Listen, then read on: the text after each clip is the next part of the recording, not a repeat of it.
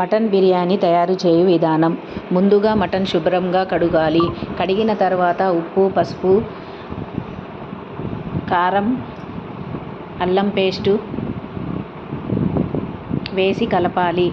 కలిపిన తర్వాత కొంచెం గరం మసాలా వేయాలి.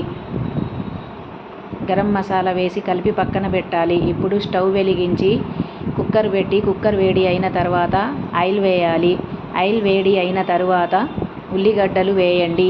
ఉల్లిగడ్డలు వేసిన తర్వాత 4 పచ్చిమిరపకాయలు వేయండి. పచ్చిమిరపకాయలు వేసిన తర్వాత కలిపి పెట్టిన మటన్ ముక్కలు కుక్కర్లో వేయండి. కుక్కర్లో వేసిన తర్వాత 1 గ్లాసు వాటర్ పోయండి. 1 గ్లాసు వాటర్ పోసిన తర్వాత కొత్తిమీర, పుదీనా, లవంగాలు, యాలకులు, దాల్చిన చెక్క వేసి చిన్న మంట మీద ఒక అరగంట పాటు మటన్ని ఉడకనివ్వండి. మటన్ ఉడికిన తర్వాత స్టవ్ ఆఫ్ చేసుకోండి. స్టవ్ ఆఫ్ చేసిన తర్వాత వేరే బాణాలి తీసుకొని అందులో కాస్త నెయ్యి వేసి ఉల్లిగడ్డలు వేయించి పక్కన పెట్టుకోండి. ఇప్పుడు స్టవ్ ఆఫ్ చేసుకొని మళ్ళీ వేరే గిన్నె తీసుకొని ఆ బౌల్లో వాటర్ వేడి చేసుకోవాలి. వాటర్ వేడి అయిన తర్వాత కడిగి పెట్టిన బియ్యం ఆ వాటర్లో వేసి ఉప్పు వేసుకొని అన్నం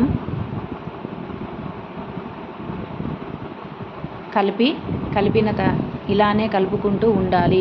కలిపిన తర్వాత అన్నము 2% ఉడికిందో లేదో చూసుకోవాలి. అన్నం 2% ఉడికినట్టయితే ఇప్పుడు స్టవ్ బంద్ చేసి గిన్నె తీసుకొచ్చి గంజి వంచండి. గంజి తీసిన అన్నాన్ని పక్కన పెట్టుకొని వేరే గిన్నె తీసుకోండి.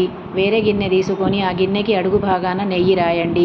నెయ్యి రాసిన తర్వాత దాంట్లో అన్నం వేయండి. అన్నం వేసిన తర్వాత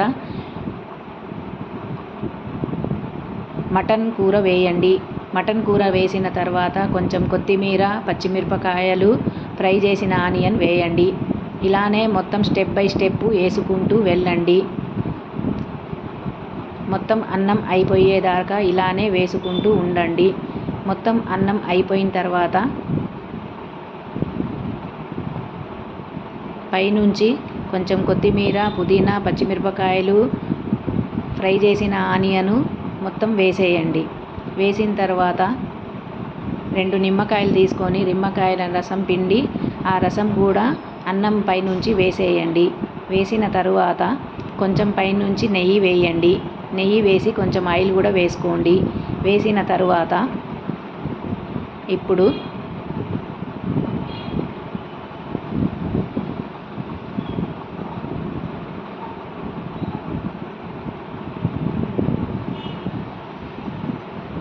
ఇప్పుడు స్టవ్ వెలిగించి బిర్యానీ గిన్నె తీసుకొచ్చి స్టవ్ మీద పెట్టండి. పెట్టిన తర్వాత ఒక మూత పెట్టి